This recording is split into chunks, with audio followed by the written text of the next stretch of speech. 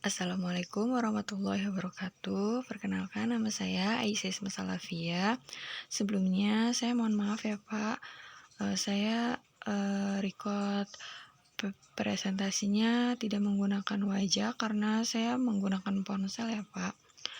Di sini saya akan mempresentasikan upaya untuk meningkatkan efektivitas komunikasi bisnis. Yang akan dibahas itu ada 3. Yang pertama ada pengertian komunikasi bisnis, yang kedua ada bentuk-bentuk komunikasi, dan yang terakhir ada efektivitas komunikasi bisnis. Nah, apa sih komunikasi itu? Komunikasi itu merupakan aktivitas dasar manusia. Dengan berkomunikasi, manusia dapat saling berhubungan satu sama lain, baik dalam kehidupan sehari-hari di rumah, di tempat pekerjaan, di pasar, dalam masyarakat, atau di mana saja manusia berada. Tidak ada manusia yang tidak akan terlibat dalam komunikasi. Nah, pentingnya komunikasi bagi manusia tidaklah dapat dipungkiri. Bagi suatu organisasi, dengan adanya komunikasi yang baik, suatu organisasi itu dapat berjalan dengan lancar dan berhasil, dan begitu pula sebaliknya.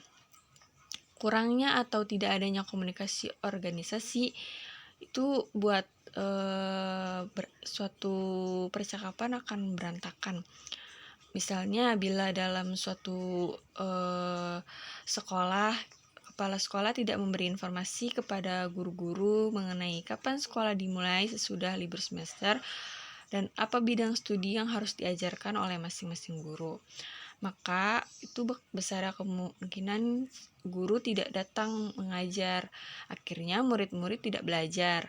Hal ini menjadikan sekolah tidak berfungsi sebagaimana mestinya. Nah, dari contoh itu kita bisa lihat bahwa dengan kelupaan memberi informasi aja itu udah memberikan efek yang lebih besar bagi sekolah. Karena pentingnya komunikasi dalam organisasi, maka perlu menjadi perhatian pengelola agar dapat membantu dalam pelaksanaan tugasnya. Nah, komunikasi yang efektif itu penting bagi semua organisasi. Oleh karena itu, pemimpin organisasi dan para komunikator dalam organisasi perlu memahami dan menyempurnakan kemampuan komunikasi mereka. Selanjutnya ada bentuk-bentuk komunikasi. Yang pertama ada bentuk komunikasi bentuk verbal dan komunikasi nonverbal. Nah, komunikasi verbal itu juga sangat penting ya, karena dengan adanya komunikasi ini, seseorang itu diharapkan dapat memahami apa yang disampaikan oleh si pengirim, baik dalam bentuk lisan maupun tulisan. Pengirim pesan dapat menggunakan lisan dan tulisan dalam hal mengirimkan pesan. Sementara penerima pesan, si komunikasi, dapat menggunakan pendengaran maupun membaca dalam menerima pesan. Nah, apa sih contoh komunikasi verbal itu? Ada yang pertama itu membuat dan mengirim surat penawaran pinjaman kepada pihak lain atau nasabah. Yang kedua itu melakukan presentasi bisnis dengan para investor.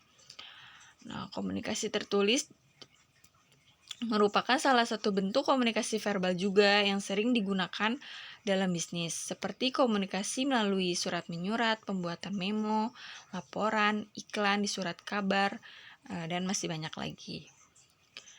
Nah, apa sih fungsi komunikasi tertulis itu? Yang pertama itu sebagai tanda bukti tertulis yang otentik, misalnya pada surat perjanjian.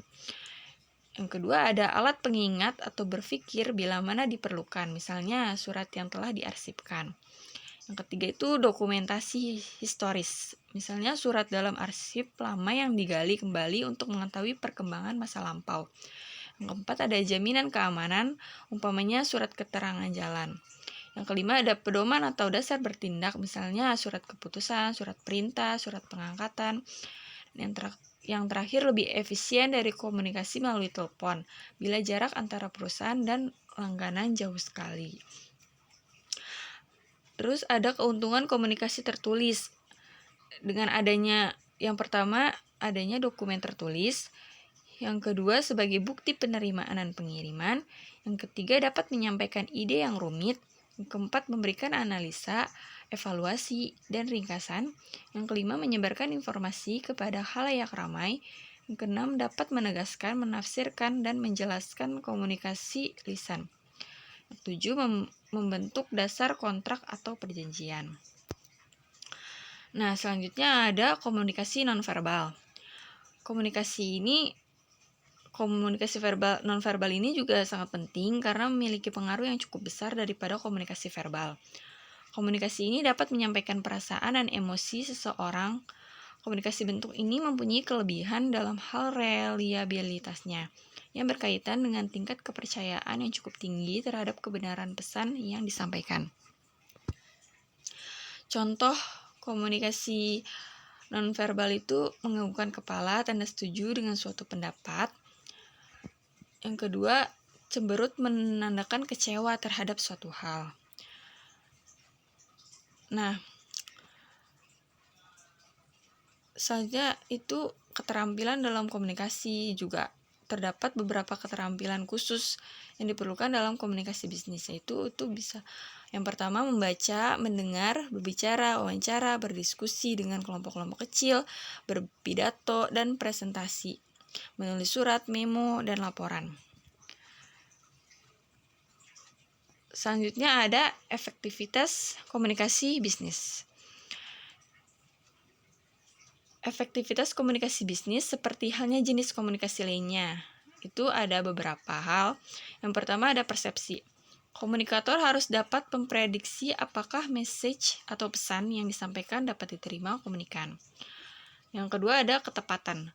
Komunikan atau audiens memiliki kerangka pikir agar komunikasi yang dilakukan tepat sasaran. Komunikator perlu mengekspresikan hal yang ingin disampaikan sesuai dengan kerangka pikir komunikan.